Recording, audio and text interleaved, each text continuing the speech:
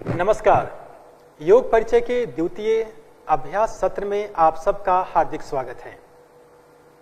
तो आइए इस अभ्यास की शुरुआत हम प्रार्थना से करेंगे। किसी भी ध्यानात्मक आसन में बैठ जाइए। सुखासन, अर्ध पद्मासन व पद्मासन। दोनों हाथों को नमस्कार मुद्रा में लाएं। आंखों को कोमलता से बंद करें। एक बार लंबा गहरा ओम का उच्चारण, तत्पश्चात प्रार्थना।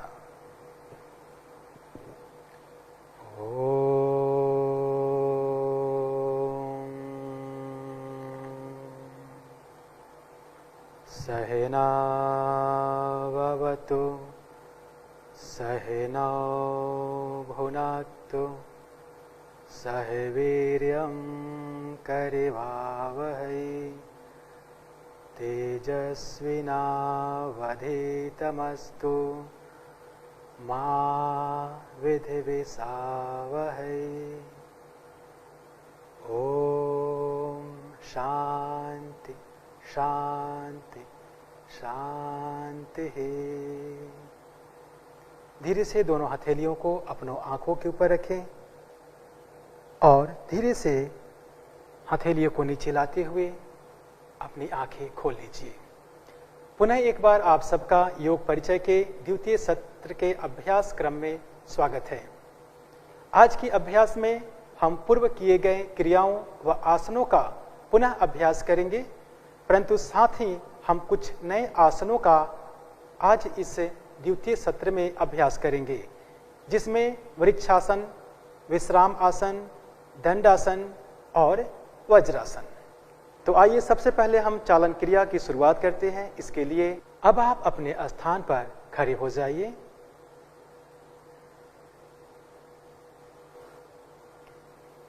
पैरों में 2 इंच का अंतर करें। आंखों को बंद करें व अपने शरीर को जांचें। एक बार देखें आप इस क्रिया के लिए पूर्णतः तैयार हैं। चालन क्रिया हमारे शरीर को लचीला बनाता है। धीरे से आंखें खोलेंगे। अब हम चालन क्रियाओं का अभ्यास करेंगे। चालन क्रियाओं के लिए दोनों हाथों को अपने कमर पर रखिए। पहला अभ्यास चालन क्रिया की गर्दन को आगे व पीछे झुकाने का अभ्यास। श्वास भरें, श्वास छोड़ते हुए गर्दन को आगे झुकाएं। श्वास भरते हुए गर्दन को पीछे ले जाएं। श्वास छोड़ते हुए गर्दन को आगे झुकाएं। श्वास भरते हुए गर्दन को पीछे ले जाएं। गर्दन के अग्रभाग में जो खिंचाव है उसे महसूस करें। पुनः श्वास भरते हुए मध्य में आ जाएं। ग्रीवा की अगली क्रिया गर्दन को बाईं व दाईं ओर झुकाने का अभ्यास। श्वास भरें, श्वास छोड़ते हुए गर्दन को दाईं ओर झुकाएं। श्वास भरते हुए मध्य में आए। श्वास छोड़ते हुए गर्दन को बाईं ओर झुकाएं। श्वास भरते हुए मध्य में आए। श्वास छोड़ते हुए गर्दन को दाईं ओर झुकाएं। श्वास भरते हुए मध्य में आए। श्वास छोड़ते हुए गर्दन को बाईं ओर झुकाएं। विपरीत दिशा में इसके खिंचाव को महसूस करें। अब श्वास भरते हुए मध्य में आ जाइए। अगला क्रिया गर्दन को बाईं व दाईं ओर मोड़ने का अभ्यास। श्वास भरें, श्वास छोड़ते हुए गर्दन को दाईं ओर ले जाएं। श्वास भरते हुए मध्य में आए। श्वास छोड़ते हुए बाईं ओर जाएं। श्वास भरते हुए मध्य में आए। श्वास छोड़ते हुए दाहिने ओर जाएं। श्वास भरते हुए मध्य में आए। श्वास छोड़ते हुए बाईं ओर जाएं। गर्दन में होने वाले खिंचावों को महसूस करें। श्वास भरते हुए मध्य में आ जाएं। अगला क्रिया, गर्दन को गोलाकार घुमाने का अभ्यास। श्वास भरें, श्वास छोड़ते हुए ठुड्डी को कंठकूप से लगाएं। श्वास भरते हुए गर्दन को घड़ी की सुई की दिशा में घुमाएं। श्वास छोड़ते हुए पुनः गर्दन को ठुड्डी के पास लाएं। पुनः एक बार इस क्रिया को दोहराएं। तत्पश्चात इसी क्रिया को घड़ी की उल्टी दिशा में 2 बार दोहरा जाए। श्वास भरें, श्वास छोड़ते हुए गर्दन नीचे लाएं। पुनः श्वास भरें, श्वास छोड़ते हुए गर्दन को नीचे ले आएं। अब श्वास भरते हुए मध्य में आएं। श्वास को छोड़ते हुए हाथों को नीचे करें और विश्राम की स्थिति में आ जाएं। आंखों को बंद करें और ग्रीवा की क्रिया का आपके ग्रीवा पर क्या प्रभाव हुआ है उसे महसूस करें। अगला अभ्यास, स्कंध संचालन। श्वास भरते हुए दोनों भुजाओं को बगल से उठाइए। हथेलियों बाहर की तरफ रहेंगी। श्वास छोड़ते हुए हाथों को नीचे लाएं। पुनः एक बार इसी क्रिया को दोहराएं। श्वास भरते हुए भुजाओं को बगल से उठाइए, हथेलियां बाहर की तरफ। श्वास छोड़ते हुए भुजाओं को नीचे लाएं। पुनः एक बार इस क्रिया को एक बार और दोहराएं। श्वास भरें, श्वास छोड़ते हुए नीचे सामान्य स्थिति में आ जाएं। अगला अभ्यास, स्कंध चक्र। श्वास लेते हुए अपने हाथों को बगल से कंधों की ऊंचाई तक ले जाइए। अपने उंगलियों को अपने कंधों के ऊपर रखिए। अब दोनों कोहनियों को आगे की तरफ मिलाने का प्रयास करें। श्वास भरते हुए दोनों कोहनियों को गोलाकार घुमाएं। श्वास छोड़ते हुए वापस आएं। इसी क्रिया को एक बार और दोहरा जाए। श्वास भरें, श्वास छोड़ें। अब इसी क्रिया को उल्टी दिशा में करें। श्वास छोड़ते हुए पुनः श्वास भरते हुए आगे की तरफ आएं। श्वास छोड़ते हुए और पुनः श्वास भरते हुए आगे आएं। और अब हाथों को सामान्य स्थिति में लाएं और विश्राम करें।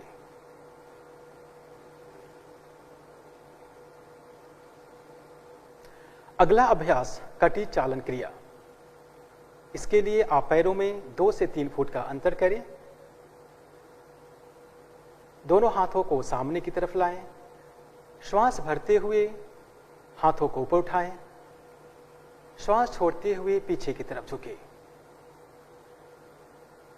श्वास भरते हुए मध्य में आएं। श्वास छोड़ते हुए आगे की तरफ झुकें।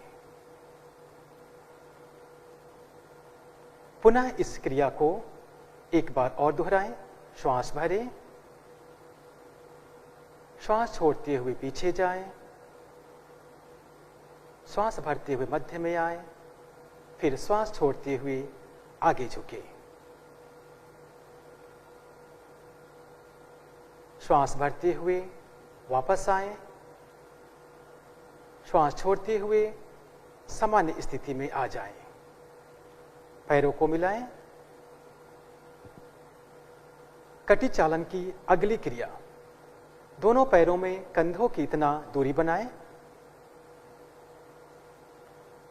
हाथों को कंधों के सीध में सामने की ओर उठाइए।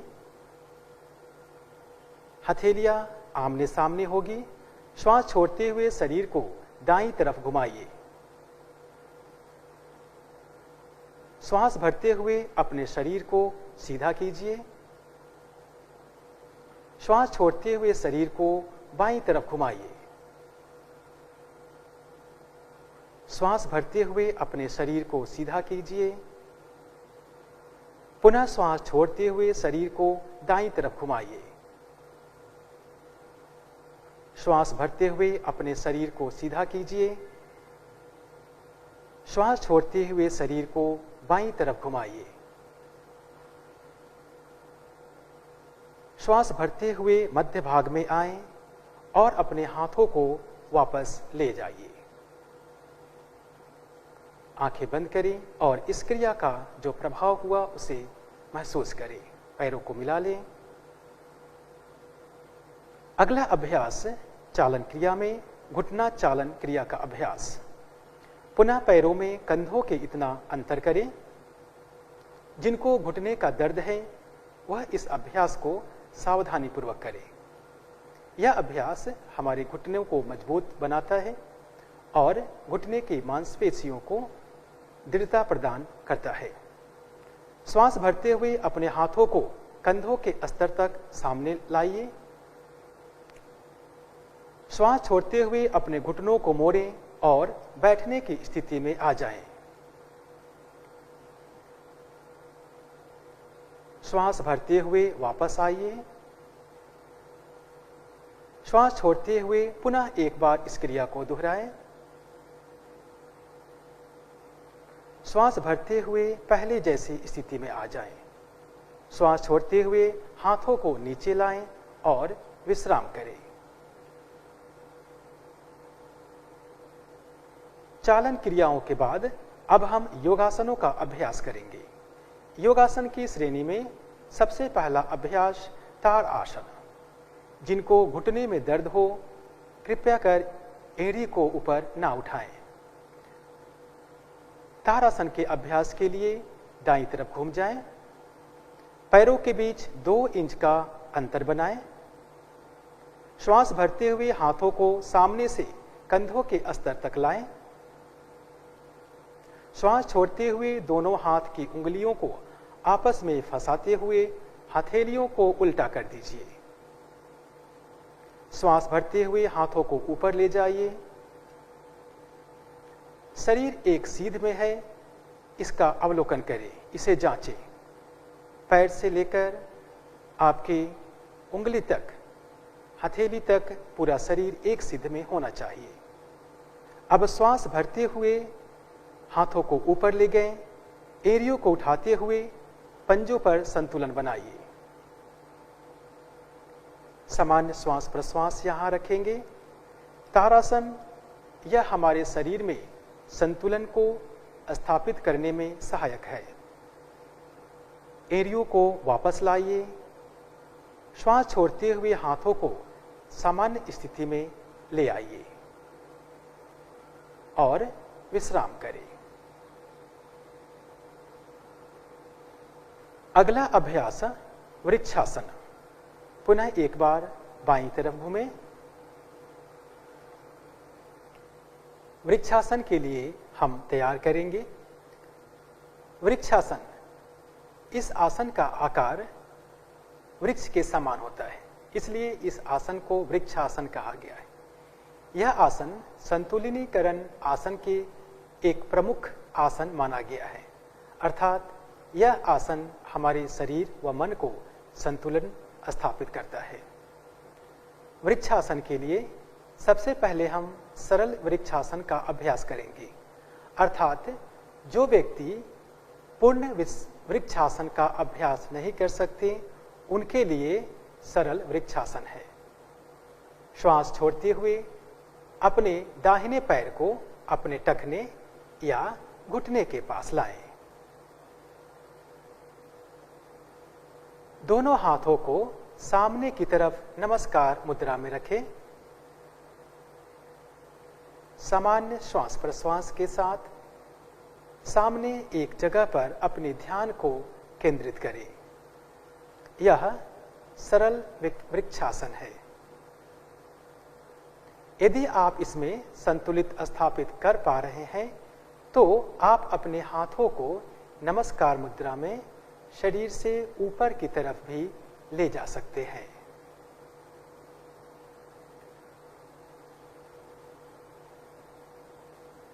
श्वास छोड़ें व अपने दाहिने पैर व हाथों को नीचे की तरफ सामान्य स्थिति में ले आइए। पुनः इसी आसन को दूसरे पैर से दोहराएंगे। श्वास छोड़ते हुए बाएं पैर को दाहिने पैर के टखने या घुटने पर रखें। श्वास भरते हुए दोनों हाथों को नमस्कार मुद्रा में व यहाँ पर सामान्य श्वास प्रश्वास में बने रहें। जिन व्यक्ति को घुटनों में दर्द या संतुलित स्थापित करने में कुछ समस्या है, वो व्यक्ति इस आसन का अभ्यास ना करें। जो व्यक्ति मोटापा से ग्रसित हैं, वो व्यक्ति भी इस आसन का अभ्यास ना करें। सांस छोड़ते हुए अपने पैर व अपने हाथों को सामान्य स्थिति में ले आइए। यह सरल वृक्षासन का अभ्यास है। अब हम पूर्ण वृक्षासन का अभ्यास करेंगे। श्वास छोड़ते हुए दाहिने पैर को मोड़िए। दाहिने पैर के तलवों को बाएं पैर की जंघा पर रखने का प्रयास करें। अब श्वास भरते हुए अपने हाथों को ऊपर उठाइए और हथेलियों को नमस्कार मुद्रा में बनाइए।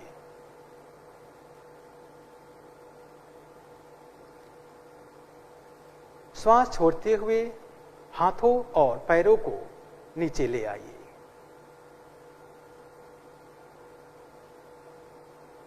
अब इसी अभ्यास को दूसरे पैर से करेंगे। अब बाएं पैर को मोड़ते हुए दाहिने पैर की जंघा पर रखिए। श्वास भरते हुए अपने हाथों को ऊपर उठाइए और दोनों हथेलियों को नमस्कार मुद्रा में मिलाइए। कुछ देर सामान्य श्वास प्रश्वास में इस स्थिति में बने रहिए।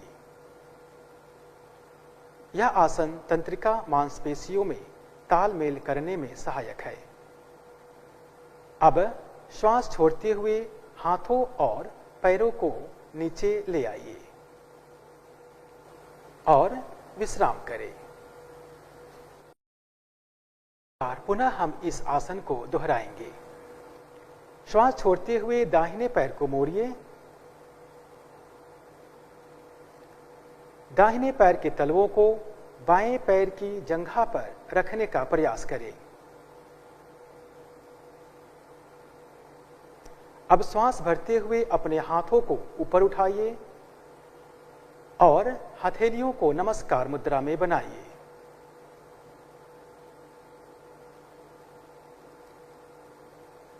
श्वास छोड़ते हुए हाथों और पैरों को नीचे ले आइए।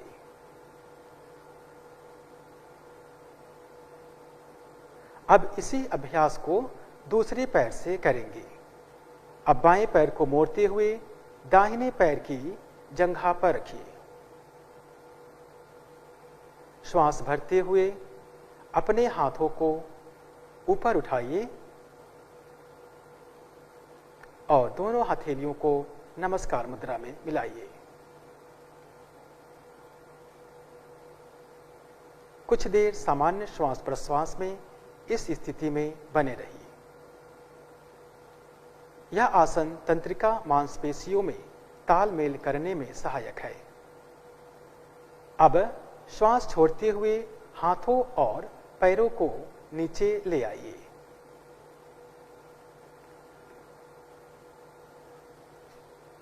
और विश्राम करें।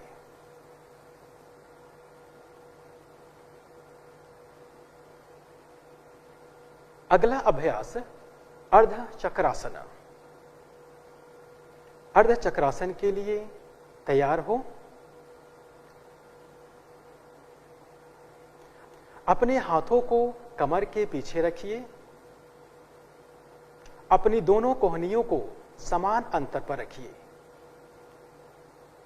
श्वास भरते हुए सिर और कमर को पीछे की तरफ ले जाइए। श्वास छोड़ें व सामान्य श्वास प्रश्वास में इस आसन में बने रहें। यह आसन श्वसन की क्षमता को बढ़ाने में सहायक है। श्वास भरते हुए सिर को वापस ले आइए। श्वास छोड़ते हुए अपने हाथों को पहले जैसी स्थिति में ले आइए और विश्राम कीजिए।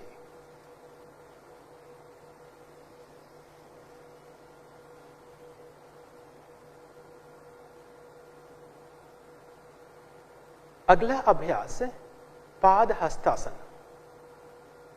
जो आज हमारा मुख्य बिंदु है पाद हस्तासन का, उस आसन का अब हम अभ्यास करेंगे। पाद हस्तासन, पाद मीन्स पैर, हस्त मीन्स हाथ, अर्थात अपने हाथों को पैर के पास रखना, यह पाद हस्तासन है। जिन व्यक्ति को कमर से संबंधित कुछ समस्या हो वो इस आसन का अभ्यास ना करे। जिन व्यक्ति को किसी प्रकार की सर्जरी हुई है वो इस आसन का अभ्यास ना करे। अब हम पाद हस्तासन का अभ्यास करेंगे। पैरों में कुछ इंच की दूरी बनाएं। श्वास भरते हुए दोनों हाथों को ऊपर की तरफ उठाएं। श्वास छोड़ते हुए धीरे धीरे आगे की तरफ झुके और पहले हम सरल अवस्था का पाद हस्तासन, जो सरल पाद हस्तासन है, उसका अभ्यास करेंगे। पैर के घुटनों को मोड़ लीजिए। हाथों को जितना संभव हो आप अपने पैर के पास ले जाएं। किसी प्रकार की खिंचाव या दबाव ना दें। गर्दन को नीचे की तरफ झुकाएं। श्वास प्रश्वास की गति सामान्य रखें। यह आसन उन व्यक्तियों के लिए फायदेमंद है जिनका पेट का चर्बी बढ़ा हुआ है, कमर में लचीलापन लाता है, जांघ की मांसपेशियों को मजबूत करता है, मस्तिष्क में रक्त प्रवाह को प्रवाहित करने में सहायक है। श्वास भरते हुए धीरे से ऊपर की तरफ आएं और श्वास छोड़ते हुए दोनों हाथों को सामान्य स्थिति में लाएं। यह पाद हस्तासन का सरल अभ्यास है। अब हम पाद हस्तासन का जो मुख्य आसन है उसका अभ्यास करेंगे। पैरों में समान अंतर बने रहेंगे। श्वास भरते हुए पुनः दोनों हाथों को ऊपर की तरफ उठाएं। श्वास छोड़ते हुए कमर से झुकाव करें और धीरे धीरे आप अपने हथेलियों को पैर के पास रखें। माथा को नीचे की तरफ खींचें।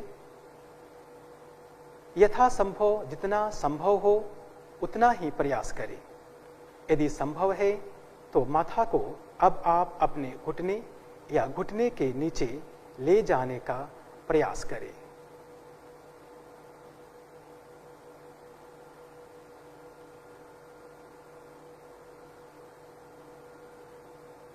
श्वास भरते हुए वापस आएंगे।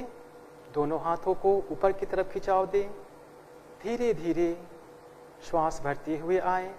श्वास छोड़ते हुए सामान्य स्थिति में आ जाइए और आंखों को बंद करें और विश्राम करें। इस आसन का आपके कमर, आपके मस्तिष्क, आपके उदर पर क्या प्रभाव हुआ, आपके वक्षस्थल पर क्या प्रभाव हुआ, उसे आप महसूस करें। अब हम बैठकर किए जाने वाले आसनों का अभ्यास करेंगे। अपने स्थान पर बैठ जाइए।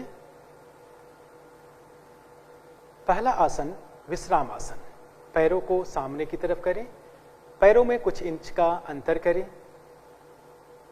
और दोनों हथेलियों को अपने कमर के पीछे रखिए। सांस भरते हुए गर्दन पीछे की तरफ, सांस छोड़ते हुए सामान्य स्थिति में बने रहें। यह विश्राम आसन है। बैठकर किए जाने वाले आसनों की श्रेणी में विश्राम करने के लिए, आराम करने के लिए यह आसन है। इससे हमारे शरीर व मन में आराम मिलता है। विश्राम आसन से सांस छोड़ते हुए गर्दन को सामने लाएं और दोनों पैरों को मिला लें। अगला अभ्यास दंडासन। दंडासन, इसकी आकृति दंडे के समान होती है, इसलिए आसन को दंडासन बोला गया है। इसमें पैर की तलवे से लेकर नितंब तक टखने पूरा खिंचाव होता है, कमर व गर्दन सीधी रखनी है। यह दंडासन की स्थिति है। दोनों हथेलियों को नितंब के अगल बगल में रखेंगे। दृष्टि सामने की तरफ, आंखों को बंद करेंगे। सामान्य श्वास प्रश्वास में इस आसन में बने रहेंगे। दंडासन, यह हमारे कमर दर्द,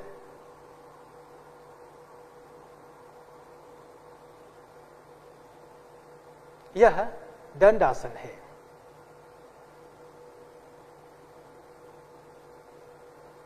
अगला अभ्यास हम वज्रासन करेंगे। वज्रासन, सबसे पहले हम सरल वज्रासन का अभ्यास करेंगे। सरल वज्रासन के लिए आप अपने पैर के नीचे, टखने के नीचे आप कुशन या कंबल का प्रयोग कर सकते हैं। जिन व्यक्ति को घुटनों में दर्द हो या घुटने से संबंधित कुछ समस्या हो, वो इस आसन का अभ्यास ना करें। वज्रासन हमारे शरीर के पाचन तंत्र के लिए एक बहुत ही महत्वपूर्ण आसन है। अब आप कुशन का प्रयोग करें और दाहिने पैर को मोड़ते हुए पहले वज्रासन की स्थिति में आए। दाहिने पैर को मोड़ें, पुनः बाएं पैर को मोड़ें और अपने टखने को, पंजे को कुशन के ऊपर रखिए। दोनों हाथों को घुटने के ऊपर रखें। यह वज्रासन की सरल विधि है।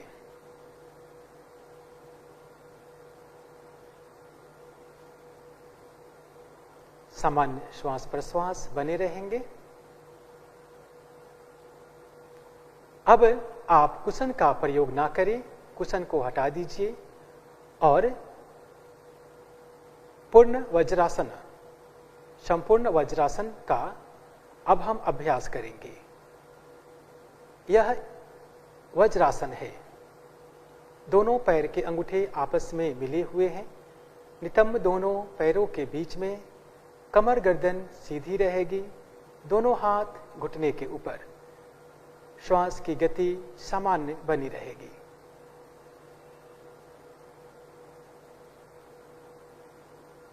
यह आसन घुटनों और टखनों के लिए बहुत ही अच्छा आसन है, परंतु जिन व्यक्ति को घुटने का दर्द है वो इस आसन का अभ्यास ना करें। यह आसन शरीर के पाचन तंत्र को मजबूत करने में सहायक है।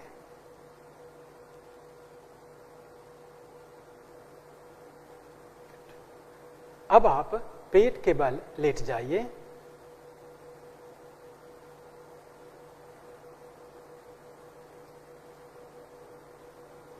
यह मकर आसन की स्थिति है। पैरों में कुछ इंच का अंतर करें, उंगलियां बाहर की तरफ, दाहिने हथेली के ऊपर बाईं हथेली को रखिए और गर्दन को हथेली के ऊपर रख दीजिए। आंखों को कोमलता से बंद करें और विश्राम करें। यह मकर आसन है। यह आसन शरीर व मन को विश्राम प्रदान करता है। श्वास प्रश्वास सामान्य बनाए रखें।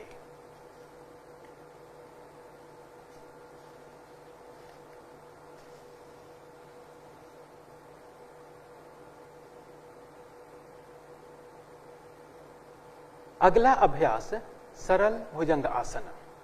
दोनों पैरों को आपस में मिलाएं, गर्दन को सीधा करें और दोनों हाथों को सामने की तरफ खिंचाव दें। सांस भरें और सांस छोड़ते हुए दोनों हथेलियों को मोड़ते हुए हथेलियों को सिर के पास व केहूनी को वक्षस्थल के पास लाएं। ठुड्डी को जमीन से लगाएं। पैर आपस में मिले हुए हो, घुटने आपस में मिले हो। सांस छोड़ते हुए अपने ठुड्डी, गर्दन व छाती को ऊपर की तरफ उठाएं। सामान्य श्वास प्रश्वास के साथ इस आसन में बने रहें। यह सरल भुजंग आसन है। यह आसन श्वसन की क्षमता को सुधारता है व पेट की चर्बी को कम करने में सहायक है। साथ ही यह कब्ज में भी राहत देता है।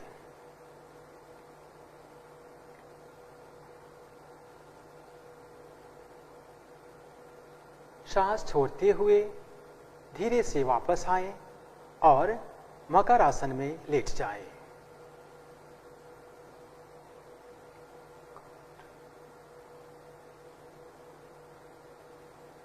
अब हम पीठ के बल लेटने वाले आसनों का अभ्यास करेंगे। दाईं या बाईं करवट लेते हुए पीठ के बल लेट जाइए।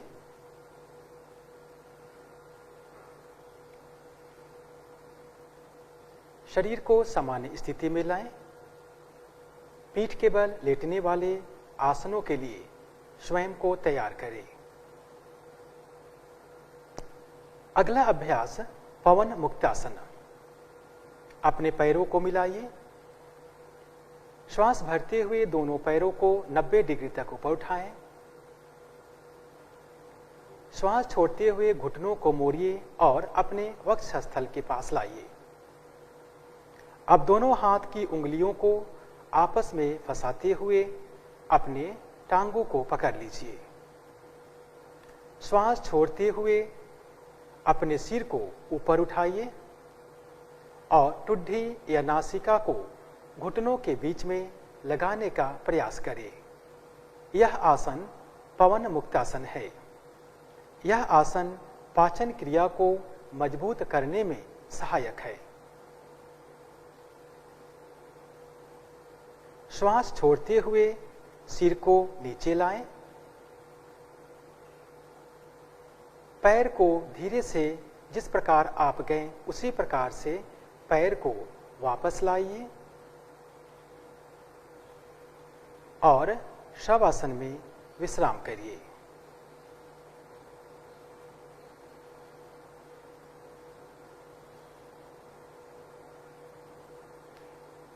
एक बार पुनः हम इस आसन को दोहराएंगे। पैरों को आपस में फिर से मिलाइए। श्वास भरते हुए पैरों को ऊपर की तरफ उठाएं। श्वास छोड़ते हुए घुटनों को मोड़ें और घुटनों को वक्षस्थल के पास लाएं। दोनों हाथ की उंगलियों को आपस में फंसाते हुए अपने टांगों को पकड़ें। श्वास छोड़ते हुए सिर को ऊपर उठाइए और ठुड्डी या नासिका को घुटने के बीच लगाने का प्रयास करें।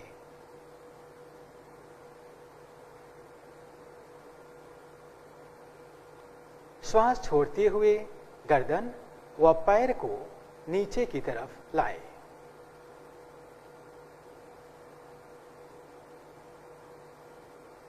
और शवासन में विश्राम करें।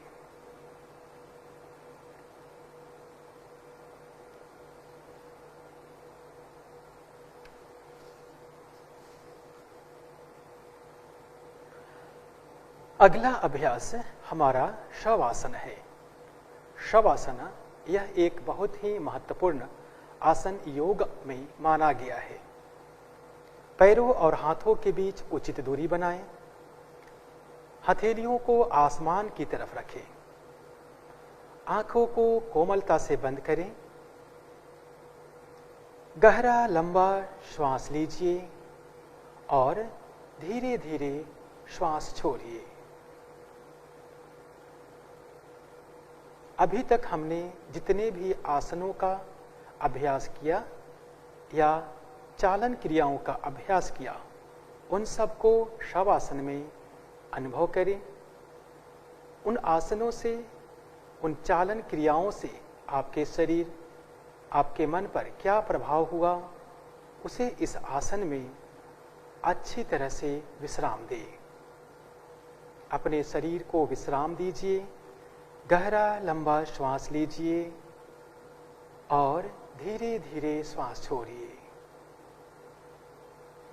निरंतर इसी अभ्यास को करते जाएं।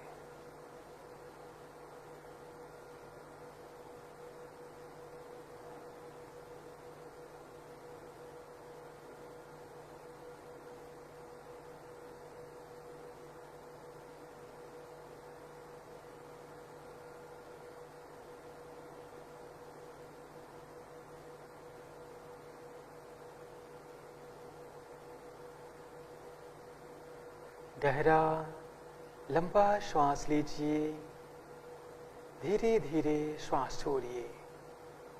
हर श्वास के साथ अनुभव करें, मैं जब भी श्वास ले रहा हूँ, ले रही हूँ, शरीर व मन में एक ऊर्जा का प्रवाह हो रहा है। जब भी श्वास को बाहर निकाल रही हूँ, मेरा शरीर, मेरा मन पहले से शिथिल हो रहा है।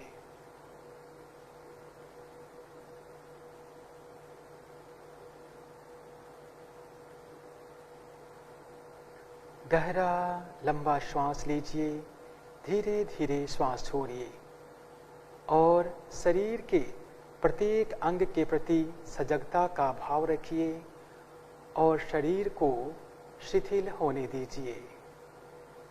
शरीर के प्रत्येक अंग के प्रति सजगता का भाव रखें और शरीर को शिथिल होने दें।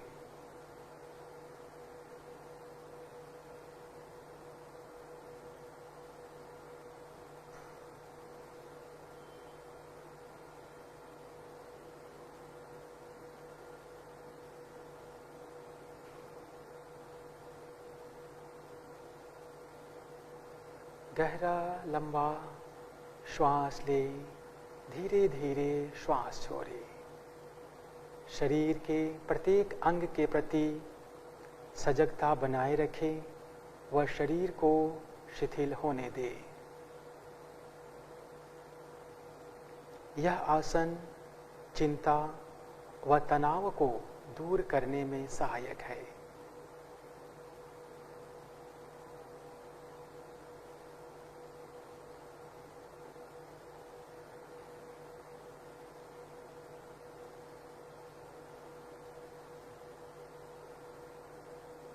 लंबा गहरा धीमा श्वास लें, धीरे धीरे श्वास छोड़ें।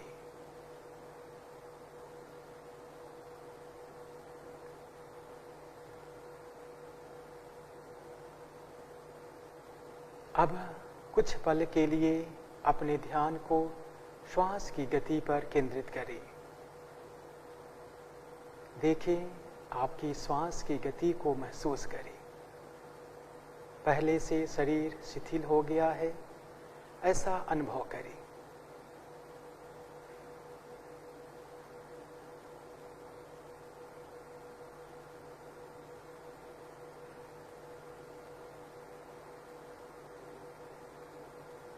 अब यहीं पर शवासन का समापन करेंगे। पैरों की उंगलियों और हाथों की उंगलियों में हलचल करें। बाईं या दाईं करवट लेते हुए उठ करके बैठ जाएं।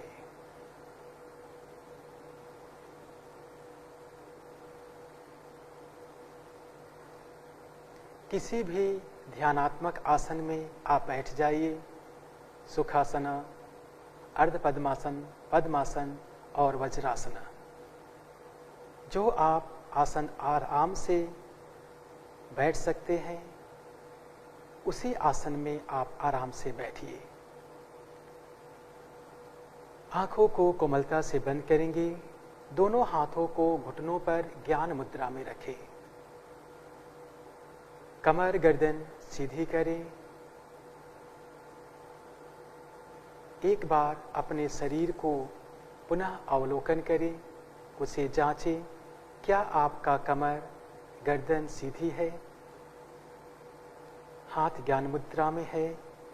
आंखें कोमलता से बंद हैं। अब हम दीर्घ श्वास प्रश्वास का अभ्यास करेंगे।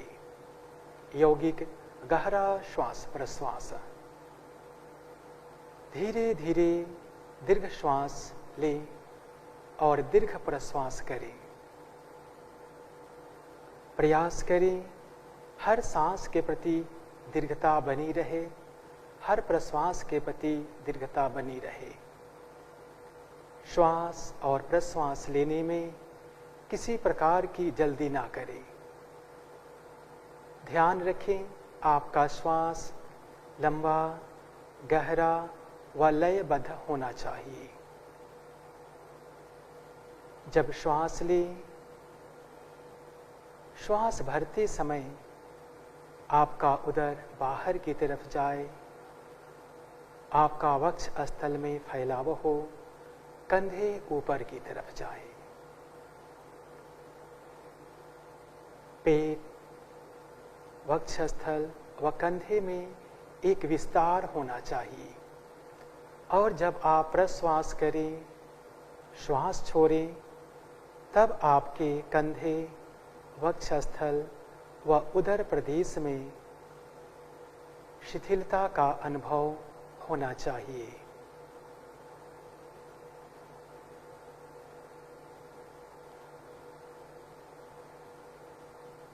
इसी गहरे श्वास प्रश्वास का अभ्यास करते जाएं।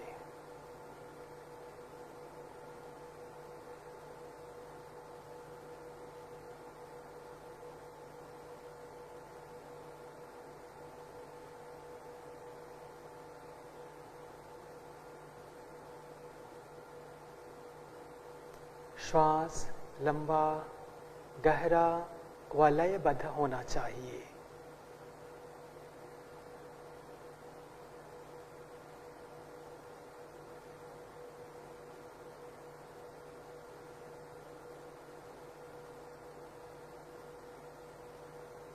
हर एक श्वास प्रश्वास में अपने मन को शिथिल, अपने शरीर को शिथिल होता हुआ महसूस करें।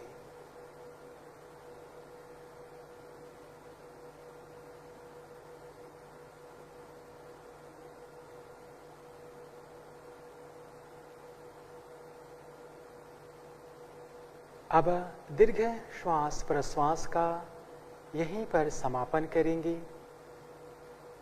बाईं हाथ की ज्ञान मुद्रा को बने रहने दें, इसी अवस्था में रहेंगे। और अब हम नाड़ी शोधन अनुलोम विलोम प्राणायाम का अभ्यास करेंगे। दाहिने हाथ की नासाग्र मुद्रा प्राणायाम मुद्रा बनाएं। दाहिने हाथ के अंगूठे से दाहिने नासारंध्र को बंद करें। बाएं नासारंध्र से श्वास को पहले बाहर निकालें। पुनः बाईं नासारंध्र से श्वास भरें। बाईं नासारंध्र को बंद करें व दाईं नासारंध्र से धीरे धीरे प्रश्वास करें। पुनः दाईं नासारंध्र से ही श्वास लें। दाईं नासारंध्र को बंद करें व बाईं नासारंध्र से प्रश्वास करें। यह एक चक्र अनुलोम विलोम प्राणायाम का हुआ। ऐसे 5 चक्रों का अभ्यास करेंगे। ध्यान रखें सांस लयबद्ध हो, सांस में किसी प्रकार का झटका ना दें। गहरा श्वास हो, लयबद्ध हो। इसी अनुलोम विलोम प्राणायाम का 5 चक्र अभ्यास करते जाएं।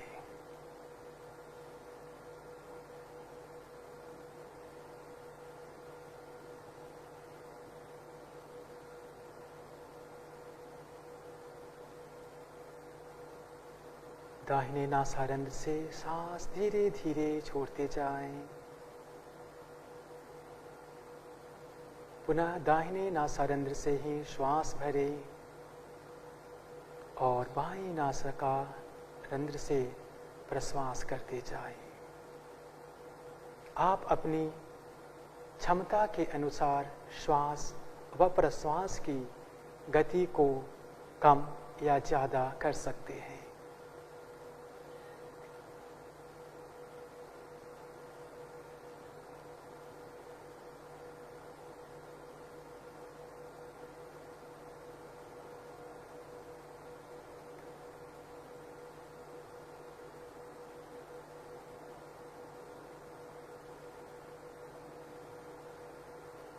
नाड़ी शोधन प्राणायाम यह हमारे मस्तिष्क के लिए बहुत ही महत्वपूर्ण प्राणायाम है। यह संपूर्ण शरीर में रक्त संचार को प्रवाहित करने में बहुत ही महत्वपूर्ण भूमिका निभाता है। इससे हमारा मन शांत और एकाग्र होता है।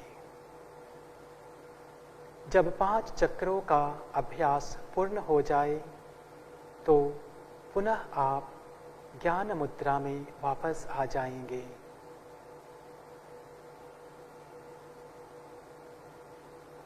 इस प्राणायाम का प्रभाव जो आपके मन मस्तिष्क में हुआ उसे अनुभव करें।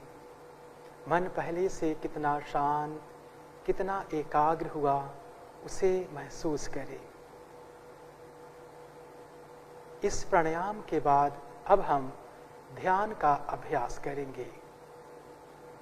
ध्यान योग की एक बहुत ही महत्वपूर्ण अंग है। ध्यान के बिना योग साधना संपूर्ण नहीं हो सकता। ध्यान के अभ्यास के लिए आप ज्ञान मुद्रा अथवा ध्यान मुद्रा का धारण कर सकते हैं। कमर गर्दन सीधी है, इस बात को पुनः एक बार जांच ले, क्योंकि ध्यान के अभ्यास के क्रम में आपको शरीर में किसी प्रकार की हलचल नहीं करना है।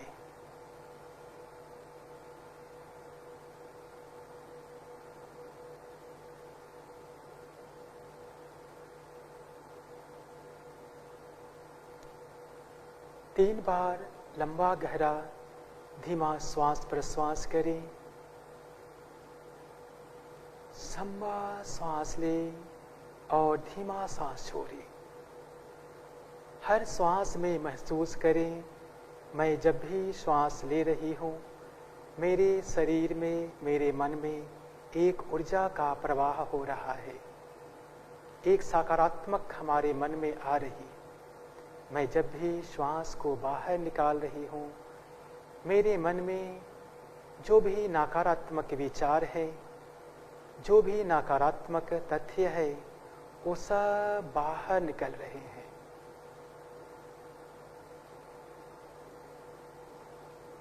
तीन बार श्वास प्रश्वास के बाद अब ध्यान को केंद्रित करें अपनी आज्ञा चक्र पर। दोनों भावों के बीच आप अपने ध्यान को केंद्रित करें। आंखें बंद करें और ध्यान में लीन हो जाए। ध्यान में लीन हो जाए। श्वास प्रश्वास की गति धीमी हो चुकी है।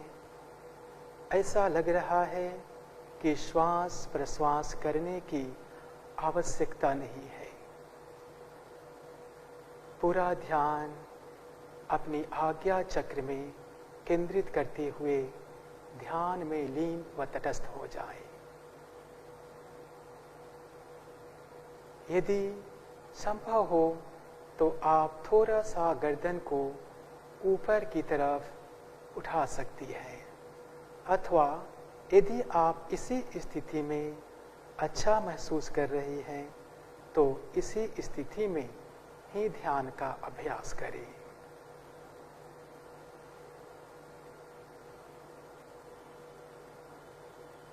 ध्यान हमारे शरीर और मन और श्वास इन तीनों में एक समन्वय लाता है।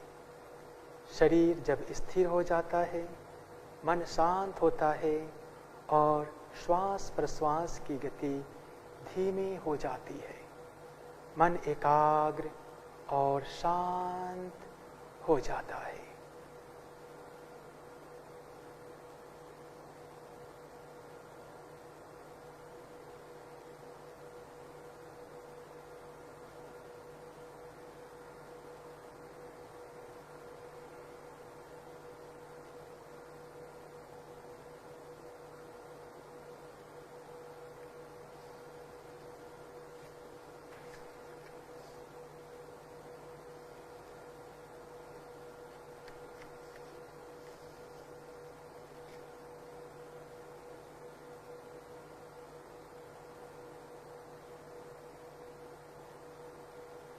ध्यान के क्रम में मन में अनेक प्रकार के विचार हो सकते हैं, आ सकते हैं। प्रयास करें उन विचारों से निर्विचार हो जाए। ध्यान योग का सबसे जरूरी अंग है। यह मन को शांत रखता है और आत्म अनुभूति की ओर ले जाता है।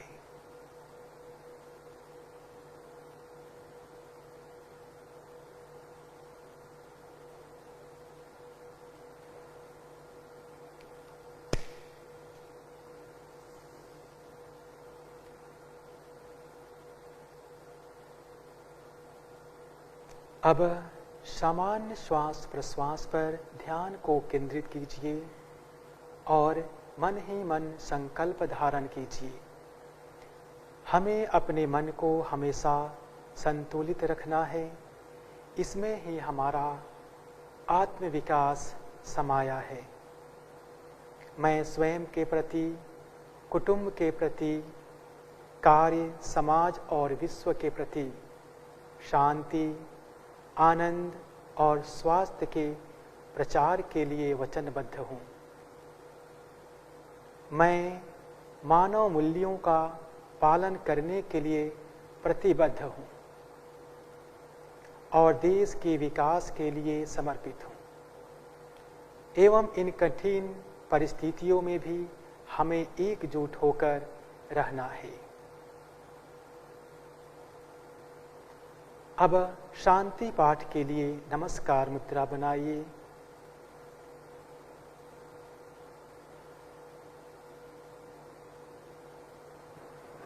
आंखें बंद रहेंगी।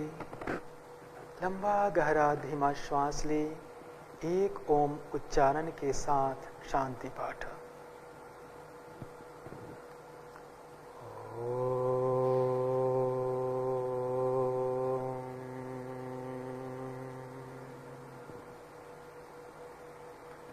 सर्वे भवन्तु सुखिनः,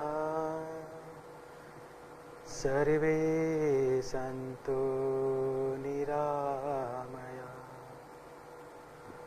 सर्वे भद्राणि पश्यन्तु, मा कश्चित् दुःखभाग् भवेत्, मा कश्चित् दुःखभाग् भवेत्। ओम शांति शांति शांति। धीरे से अपने हथेलियों को आंखों के ऊपर रखें। हथेलियों को धीरे से वापस लाते हुए धीरे से अपने आंखों को खोल लीजिए। धन्यवाद। आपका दिन शुभ हो। जय हिंद, जय भारत।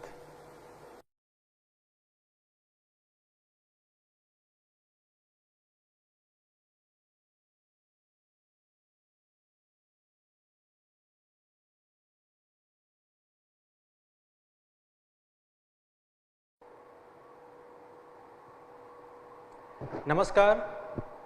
योग परिचय के द्वितीय दिवस के व्याख्यान सत्र में आप सबका हार्दिक स्वागत है। पहले सत्र में आपने योग परिचय को विस्तार पूर्वक जाना है। आज का हमारा विषय है यौगिक सूक्ष्म व्यायाम का एक परिचय और उसके योग साधना में क्या महत्व है। तो आइए व्याख्यान को शुरू करने से पहले हम प्रार्थना करेंगे। दोनों हाथ नमस्कार मुद्रा में।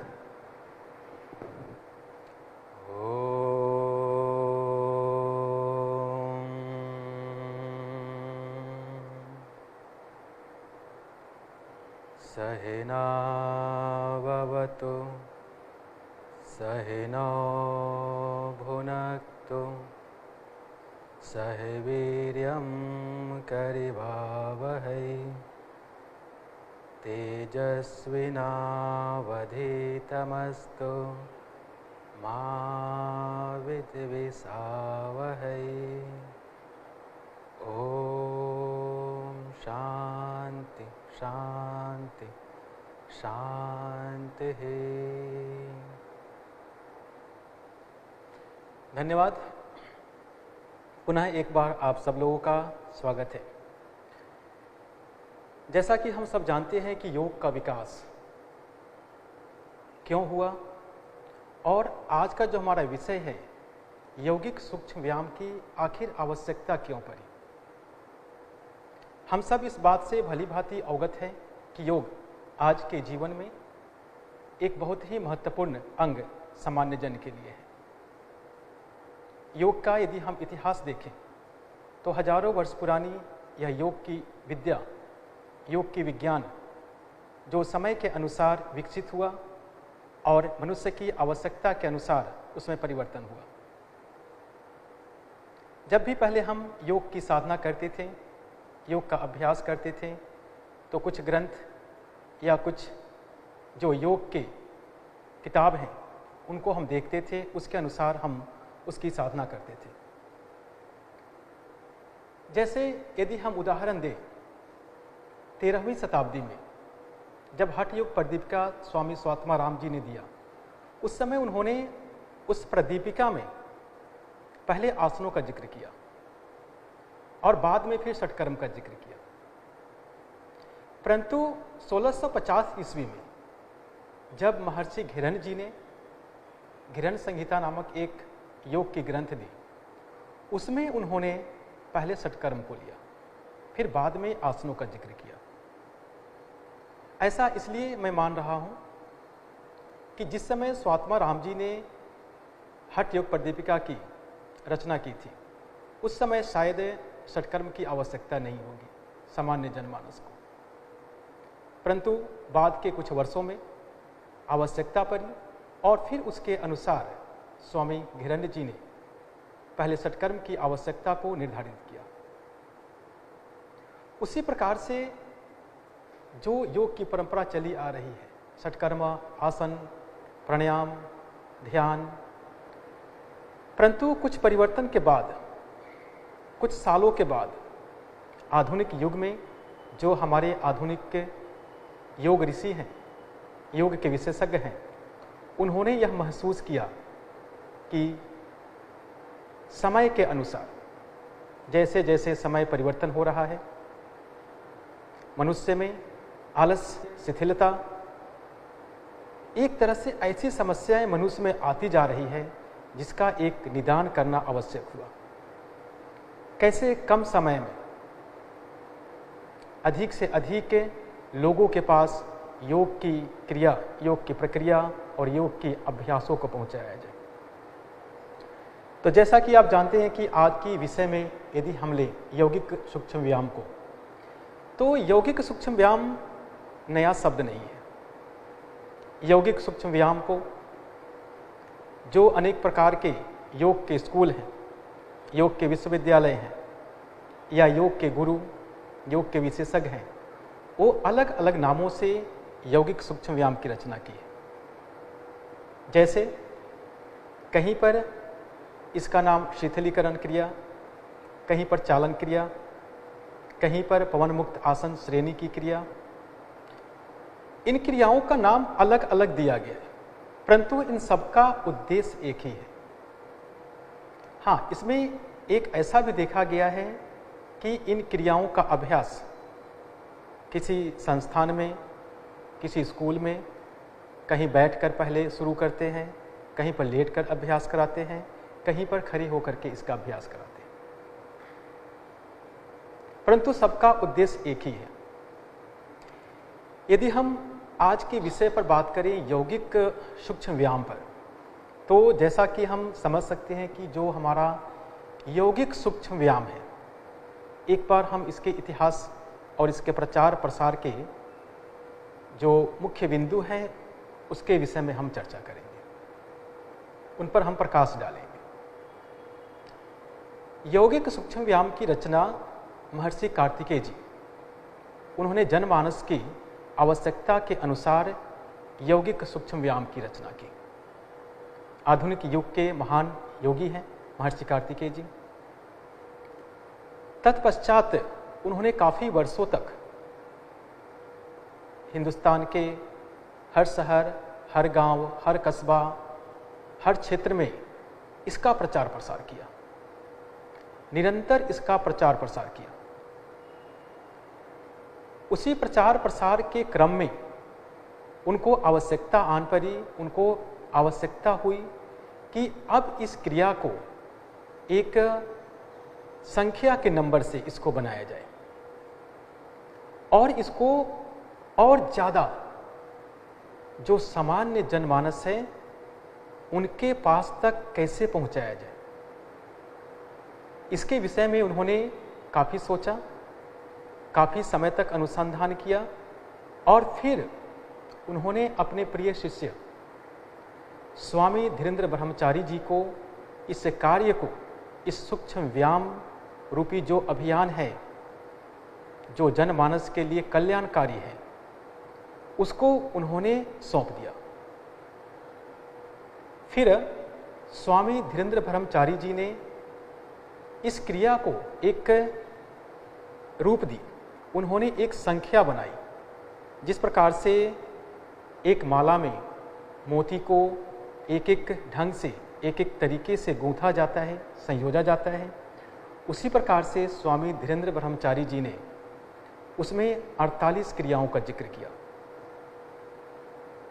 और उन्होंने एक किताब लिखी जिसे हम यौगिक सूक्ष्म व्यायाम व स्थूल व्यायाम के नाम से जानते हैं। यौगिक सूक्ष्म व्यायाम और स्थूल व्यायाम की, उसमें उन्होंने 48 यौगिक सूक्ष्म व्यायाम व 5 स्थूल व्यायाम की चर्चा की। जैसा कि हम नाम से जानते हैं कि यौगिक अर्थात योग, सूक्ष्म और व्यायाम जो हम अपने शरीर को स्वस्थ करने के लिए जो क्रिया करते हैं व्यायाम,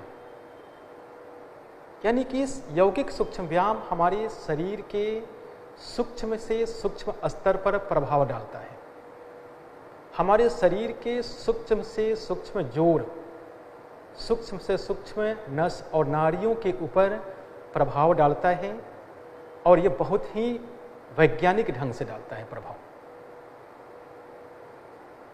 सूक्ष्म व्यायाम की ये चर्चा करने के पश्चात यदि हम उनकी जो लिखी हुई जो ग्रंथ है यौगिक सूक्ष्म व्यायाम, तो उसमें उन्होंने जो वैज्ञानिक ढंग से जो चर्चा की, 48 क्रियाओं का जो जिक्र किया, वो हमारे शरीर के मस्तिष्क से लेकर पैर के अंगूठे तक की 48 क्रियाओं का जिक्र किया। बहुत ही विशेषता है इन क्रियाओं की। और यदि आप देखें तो प्रथम जो 4 जो क्रिया उन्होंने बताया है मस्तिष्क के लिए, उच्चारण स्थल तथा विशुद्धि चक्र की शुद्धि, यदि हम इस पर प्रकाश डालें, यदि हम इसको देखें तो उच्चारण स्थल तथा विशुद्धि चक्र की शुद्धि क्रिया हमारे उच्चारण स्थल को तो शुद्ध करता ही है, साथ ही साथ वह हमारे विशुद्धि चक्र को भी शुद्ध करता है। अर्थात यौगिक सूक्ष्म व्यायाम यदि हम साधारण शब्दों में कहें तो यह हमारे शरीर, हमारे मन व हमारे श्वास के ऊपर समन्वय बनाकर एक बहुत ही अच्छा कार्य करता है। जैसे यौगिक सूक्ष्म व्यायाम की विशेषता देखें, एक स्थान पर आप खड़े होकर बिना शरीर में किसी प्रकार के परिवर्तन किए वेग के साथ सांस की गति को लेना और वेग के साथ उसी वेग के साथ सांस की गति को छोड़ना, और फिर उसका वहाँ पर प्रभाव होता है। और मानसिक रूप से भी हम अपने मन को वहीं पर केंद्रित करते हैं जहाँ पर हम जिस क्रिया के लिए हम अभ्यास कर रहे हैं। तो पहला जो 4 क्रिया है यदि हम बताएं तो वह बौद्धिक रूप से बहुत ही महत्वपूर्ण है। तत्पश्चात यदि हम देखें तो उन्होंने आगे की तरफ मस्तिष्क से नीचे की तरफ जो ग्रीवा शक्ति विकासक, गर्दन की क्रिया, तो ग्रीवा शक्ति विकासक क्रिया जो है हमारे ग्रीवा पर तो प्रभाव डाल ही रहा है, जो हमारे गर्दन पर उसका काफी अच्छा प्रभाव हो रहा है। परंतु साथ ही साथ वहाँ पर जो उसकी जो नस नाड़ियाँ हैं, जो नस नाड़ियाँ जो हमारे मस्तिष्क में जो रक्त की प्रवाह हो रही है, उसको भी शुद्ध करता है। यदि हम चिकित्सीय रूप से देखें तो ग्रीवा शक्ति विकासक क्रिया जिनको गर्दन से संबंधित कोई समस्या है उनके लिए बहुत ही फायदेमंद होता है। साथ ही साथ गर्दन को स्वस्थ रखने के लिए भी बहुत ही महत्वपूर्ण है। एक हमने उदाहरण दिया है। दूसरी तरफ यदि हम देखें तो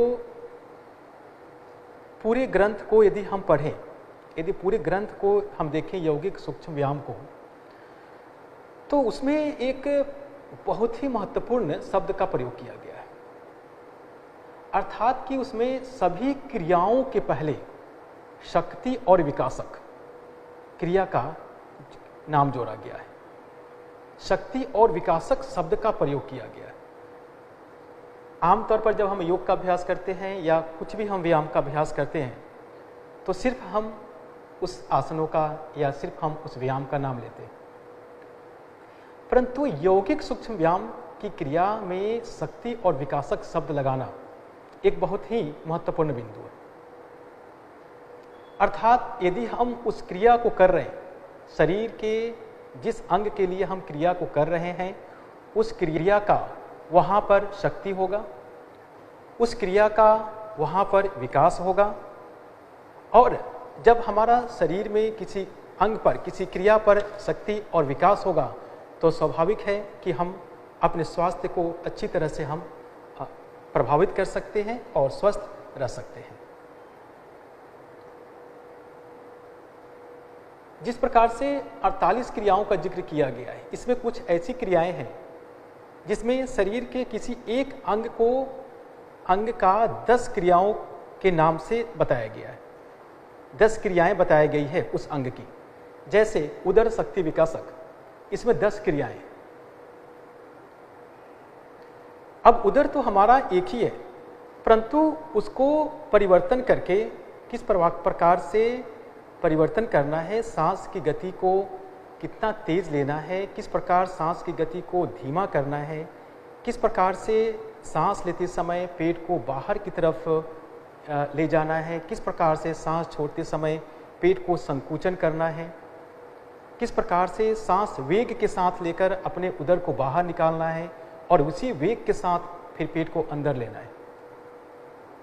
उदर शक्ति विकासक। तो यदि हम उदर शक्ति विकासक का उदाहरण दें तो यह क्रिया शारीरिक रूप से हमारी जो उदर संबंधित जो समस्याएं हैं, जैसी बढ़ी पेट की चर्बी, उसको तो कम करता ही है। साथ ही साथ हमारे उदर के अंदर पेट में जितने भी सिस्टम हैं, जितने भी ऑर्गन्स हैं, उन सबके ऊपर बहुत ही अच्छा प्रभाव होता है।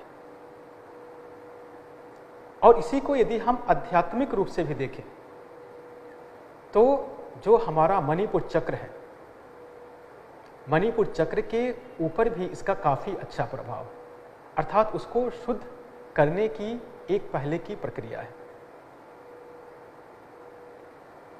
यौगिक सूक्ष्म व्यायाम में एक और बात देखी गई है। उन्होंने 2 चक्र को शुद्ध करने की बातें बताई है।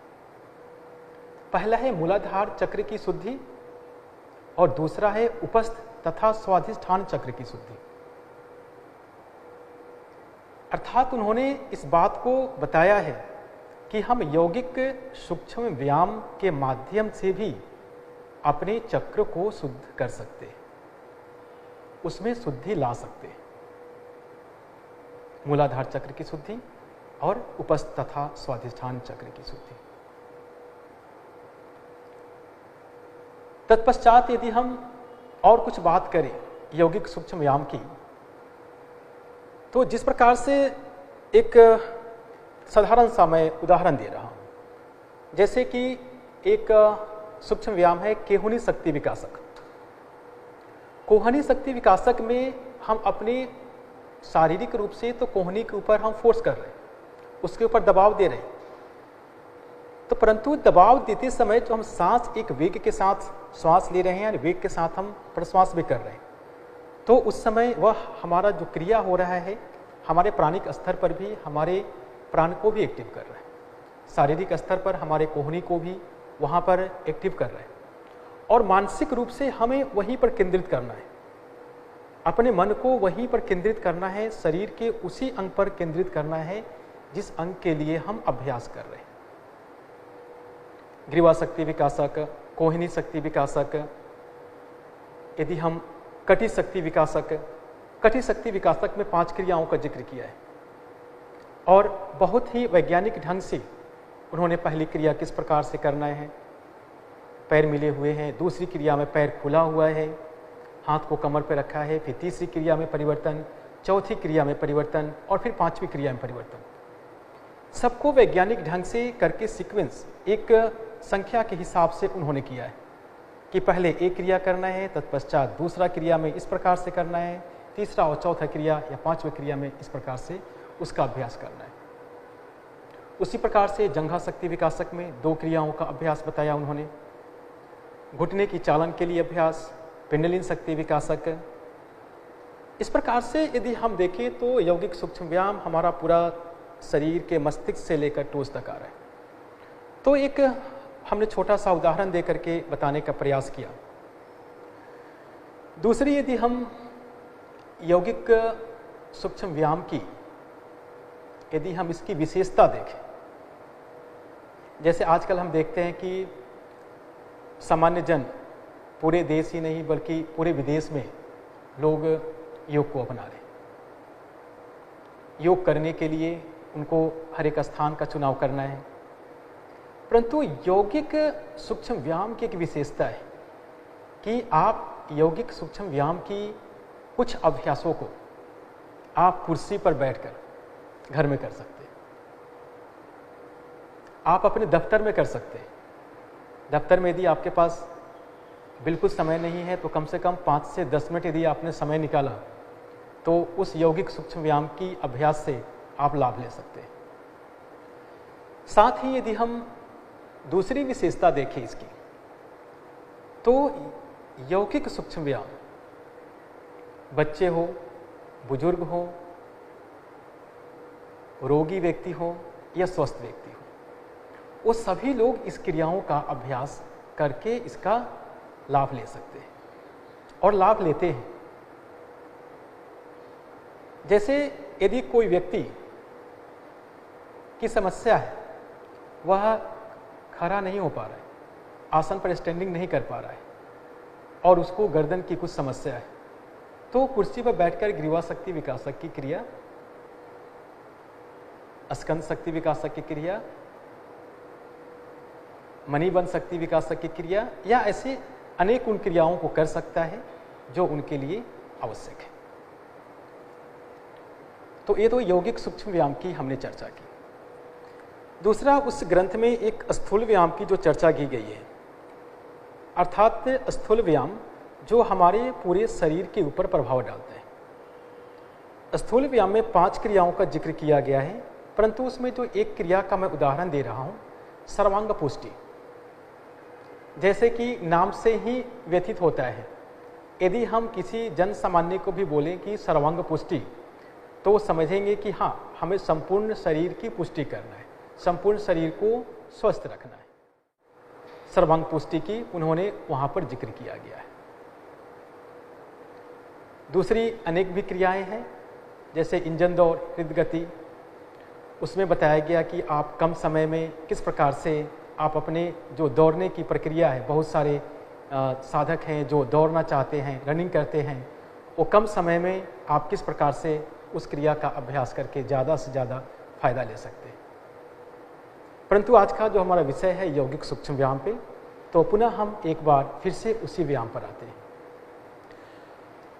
अब हम बात करते हैं कि यौगिक सूक्ष्म व्यायाम की जो महत्व है, यौगिक सूक्ष्म व्यायाम की जो विशेषता है, उसे अंतर्राष्ट्रीय योग दिवस में जो सामान्य योग पाठ्यक्रम है, उसमें भी यौगिक सूक्ष्म व्यायाम की कुछ क्रियाओं को जोड़ा गया है, कुछ क्रियाओं को स्थान दिया गया है।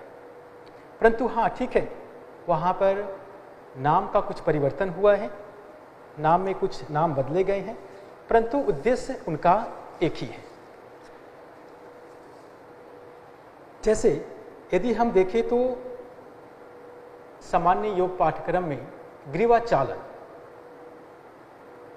ग्रीवाचालन जिसमें कि 4 क्रियाओं का जिक्र किया गया है।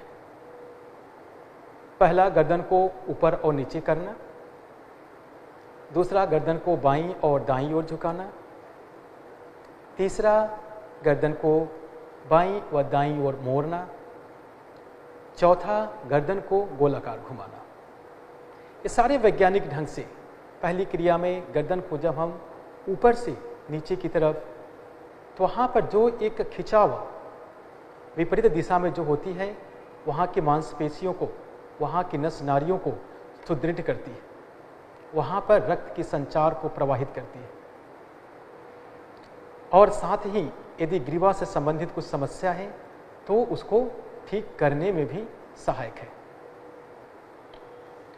उसी प्रकार से यदि हम दूसरी क्रिया का जिक्र करें, स्कंध संचालन, जिसमें हम अपने हाथों को सांस भरते हुए कंधे के समीप तक ले जाते हैं। और ये भी यहाँ पर एक महत्वपूर्ण बात है, यदि हमें सिर्फ हाथ को ले जाना है तो हम बिना सांस लिए ही ले जा सकते हैं, परंतु यौगिक सूक्ष्म व्यायाम की यही तो विशेषता है। यौगिक सूक्ष्म व्यायाम की हर क्रिया में सांस और प्रश्वास को जोड़ा गया है। कहीं पर सांस प्रश्वास को तेज गति से तो कहीं पर धीमी से, परंतु सभी क्रियाओं में इसको जोड़ा गया है, जो इसकी विशेषता और इसके महत्व को दर्शाता है। दूसरी क्रिया स्कंध संचालन, यानी अपने कंधों को घुमाना। जब हम कंधों को घुमाते हैं उस समय भी हम श्वास प्रश्वास का अभ्यास करते हैं, तो हमारे कंधे के लिए तो अच्छा है ही, साथ ही हम जब श्वास प्रश्वास करते हैं उतने समय में हमारे अपने सांस और प्रश्वास की गति को भी आयाम करते हैं, यानी उसको हम स्वच्छ करते हैं, लंबा करते हैं, उसमें ठहराव लाते हैं, तो एक विशेषता है इसकी। इसी प्रकार से यदि हम आगे बढ़ें तो कटी चालन की एक क्रिया है, जिसे हम यौगिक सूक्ष्म व्यायाम में कटी शक्ति विकासक के नाम से जानते हैं। इसमें कमर को बाईं और दाईं ओर मोड़ने की क्रिया बताई गई है। दाहिने तरफ जाते हैं, पुनः बीच में आते हैं और फिर बाईं तरफ जाते हैं। इसी क्रिया को हम दोहराते हैं। यह क्रिया हमारे रीढ़ की हड्डी को मजबूत करता है, कटी शक्ति विकासक। दूसरी तरफ इस क्रिया में जो एक और जोड़ा गया है वह है घुटना चालन, अर्थात तो अपने घुटने को किस प्रकार से मजबूत करना है। जो स्वस्थ व्यक्ति हैं उनके लिए बताया गया है, परंतु जो बीमार व्यक्ति हैं उनको बहुत ही सावधानी पूर्वक इसका अभ्यास करना है। यौगिक सूक्ष्म व्यायाम की घुटने चालन का जो क्रिया है हमारे सामान्य योग अभ्यास में, उसे जंघा शक्ति विकासक क्रिया के नाम से हम यौगिक सूक्ष्म व्यायाम में जानते हैं। यह क्रिया हमारे घुटनों को मजबूती प्रदान करता है, साथ ही हमारी जांघ की मांसपेशियों को सुदृढ़ बनाता है। इतनी सारी क्रियाओं को यहाँ पर जोड़ा गया है। अंत में यदि हम कुछ शब्दों में यदि हम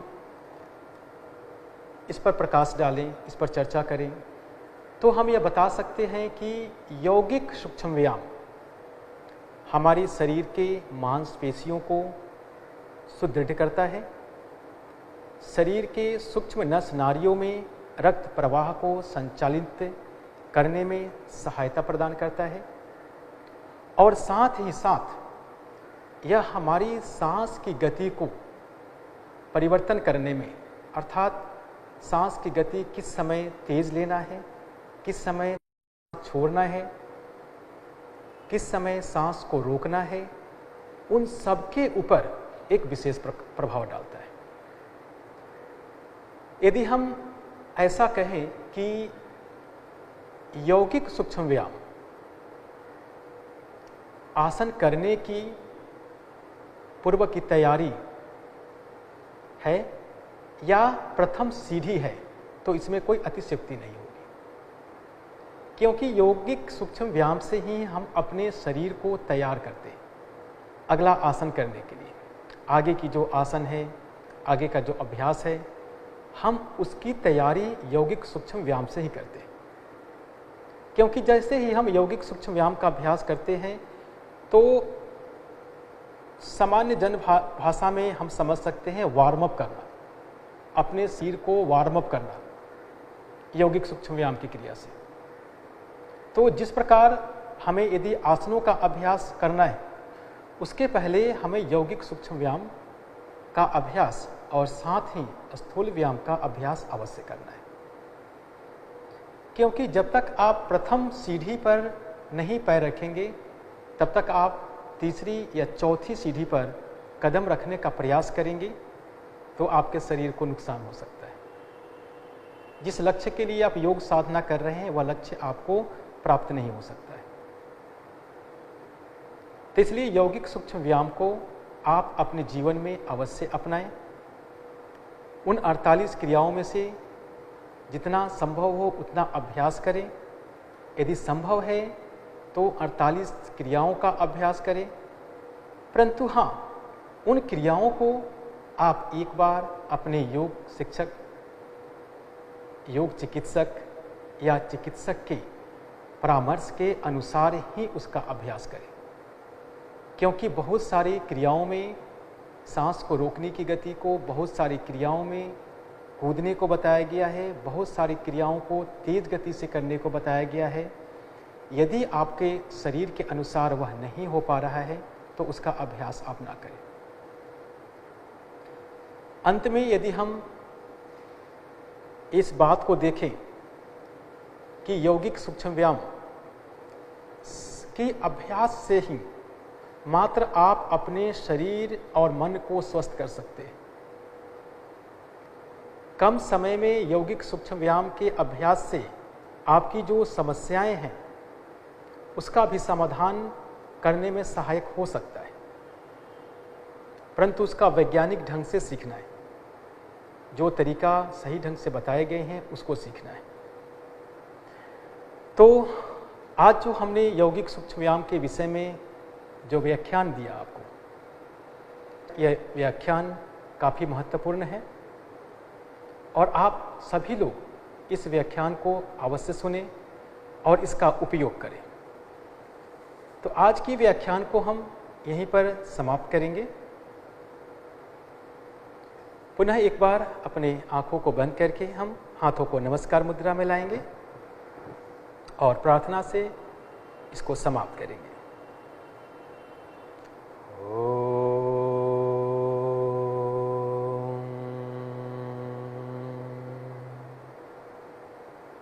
सर्वे भवन्तु सुखिनः, सर्वे सन्तु निरामयः, सर्वे भद्राणि पश्यन्तु, मा कश्चित् दुःखभाग् भवेत्।